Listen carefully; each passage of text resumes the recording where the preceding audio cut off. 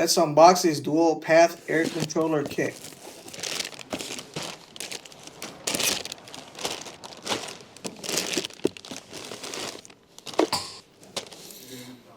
Kit overview. Air pump assembly. Display and controller. Wiring harness and air line for the controller and air pump. Wiring harness and air line for the air pump and the rear airbags. Fuse tabs and fuse accessories.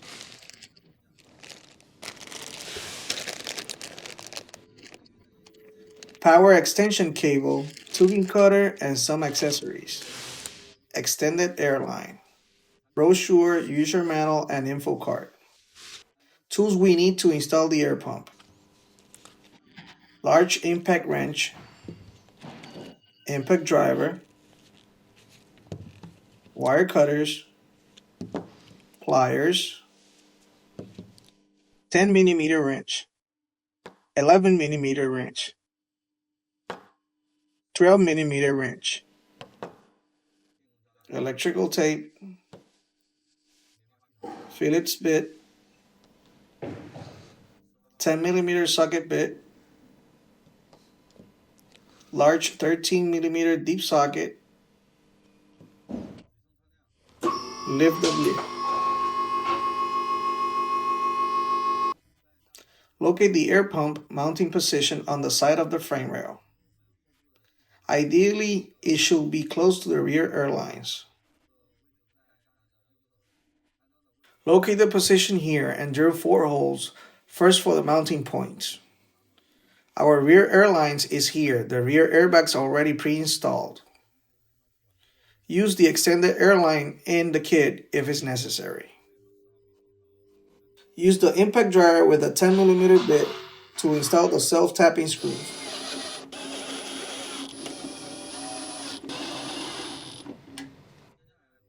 Next, take out the air line that connects the controller and the air pump. Take the A6 and connect the air line fitting.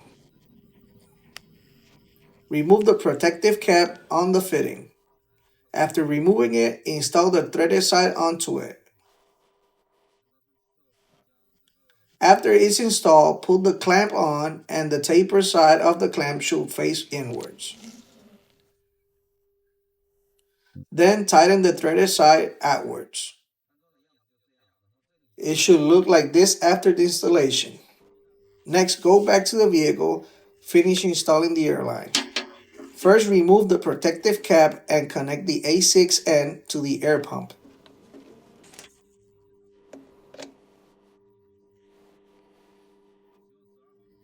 Connect the air line and tighten the screw. Use a 12mm wrench.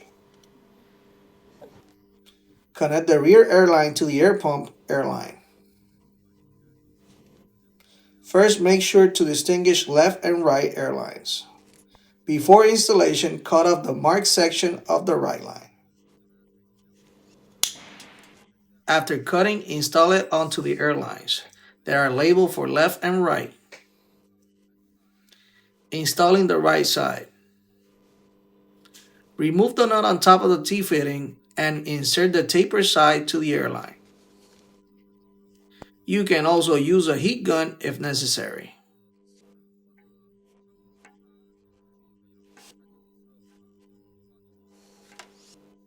After it's inserted, tighten the nut with an 11mm wrench. Repeat the same step on the other side.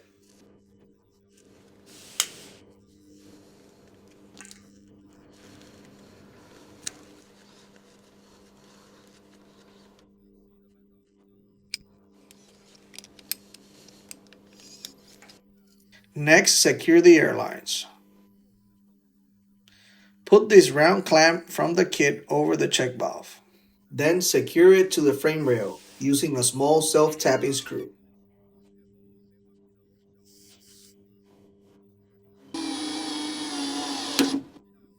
Next, use the mounting clamp to secure the T-fittings.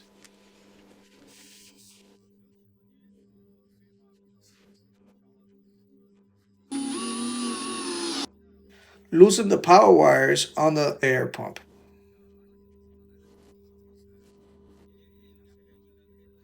There are black and red two wires. The black wire connects to the ground, and the red wire connects to the wire marked by A5.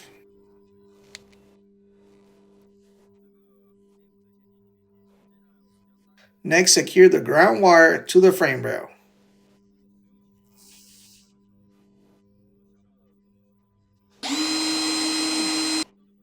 Secure the ground wire harness. Use electrical tape wrap around the spade connector for protection.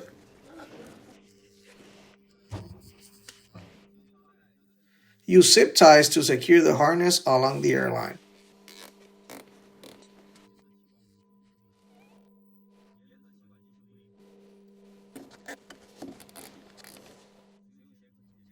Use pliers to trim off the extra zip ties. Wrap this section of the airline to prevent debris from entering the airline. Route the line past the body hanger bracket. Continue using the plastic clamps to secure it in the middle of the frame.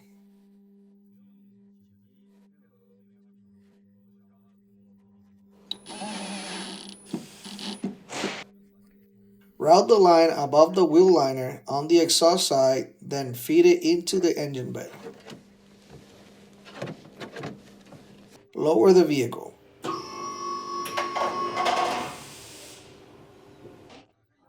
Open the hood.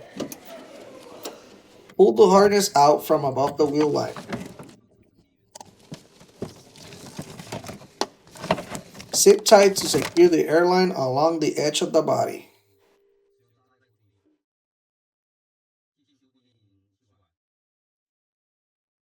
Use pliers to trim extra zip ties.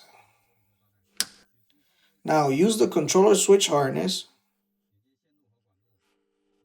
Remove the zip ties on top of it, here, here, and here. Remove the electrical tape, we just wrapped it early. Next, we're ready to connect the airlines. For the airline connections, first we need to check whether the numbers on the airlines match.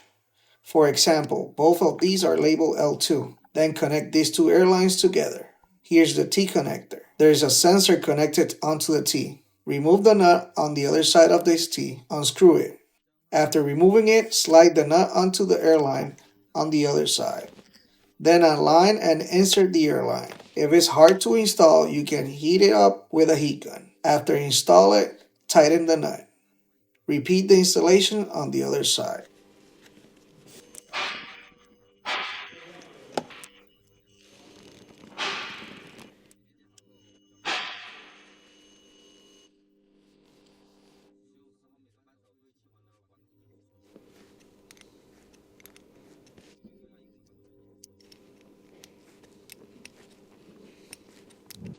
There are also two power spade connectors. Before connecting, check the number. If this matches, connect them. Next, connect the accessory power for control. Find the first power wire has a spade connector on the end and is connected by a crimp terminal. Our kit also includes these terminals. If you're installing it, you can use crimping tool to connect it that way. If you don't have a crimping tool, you can also use our splice connector. Next, I'll demonstrate how to connect using the splice connector. Since our accessory power is in the engine bay, we need to use the extension cable. In the kit, there's an extension cable you can use. Unfold the extension cable.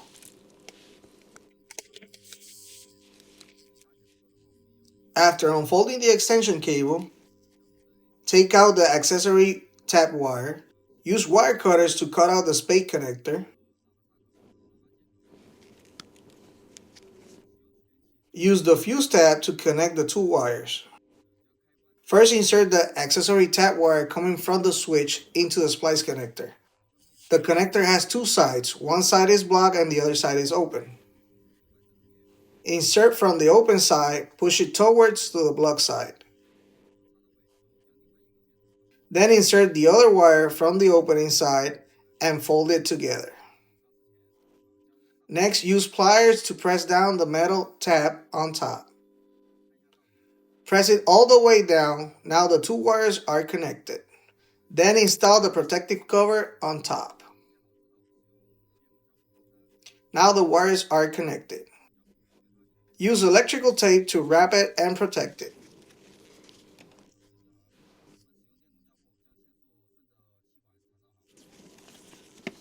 Also wrap the air pump power wire we just connected. Continue wrapping along the air line.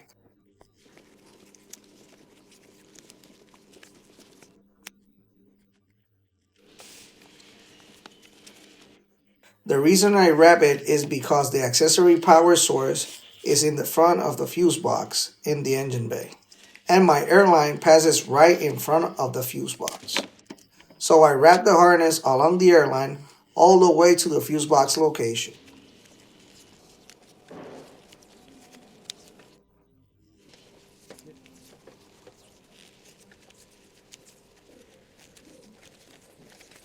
After wrapping the power wire near the fuse box, open the box. Inside the fuse box, we need to find a 12-volt accessory power source.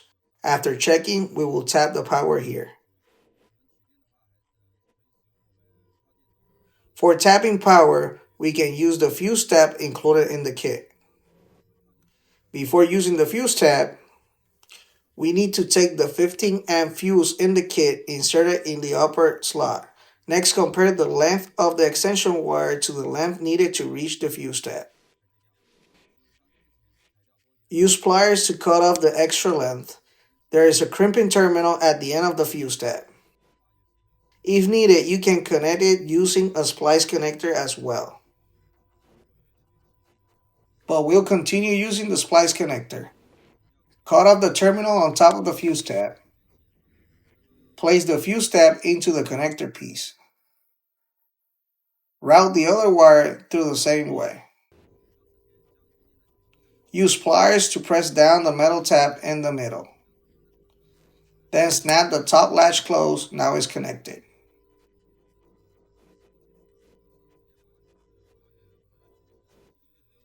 Continue using electrical tape to wrap it around and protect it. Next, remove the factory fuse.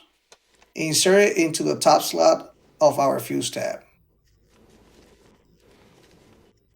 Then install our fuse tab into the fuse slot. Organize the wiring, route and straighten the wire out from here. Then close the fuse box. Secure the harness along the engine bay. Use wire cutters to trim extra zip ties. Route the harness past the air intake box area. Use a 13mm socket and an impact wrench to remove the air intake mounting bolt. Install the ground wire onto the mounting bolt and reinstall the bolt. Take out a 15 amp large fuse from the kit.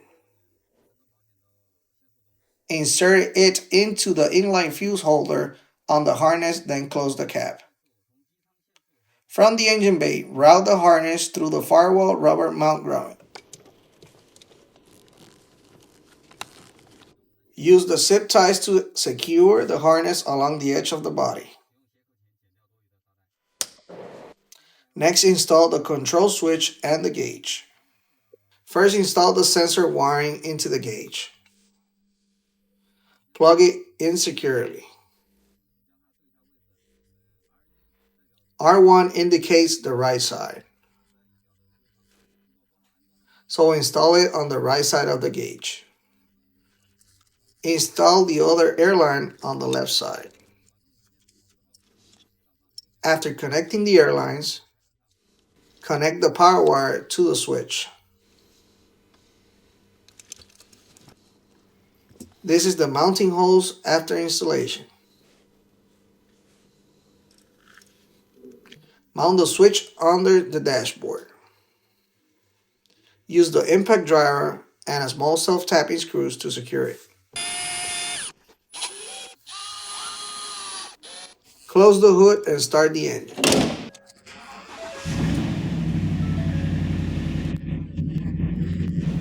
Press and hold this button to inflate the rear airbags.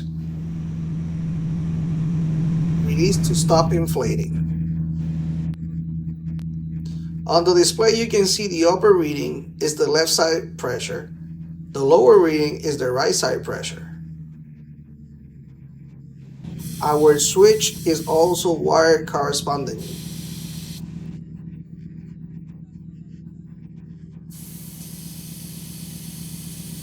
Next, begin the air pump inflation test.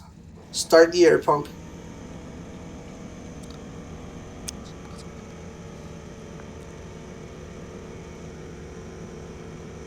It has risen to the highest position. Now press down the deflation ports on both airlines to lower the airbags.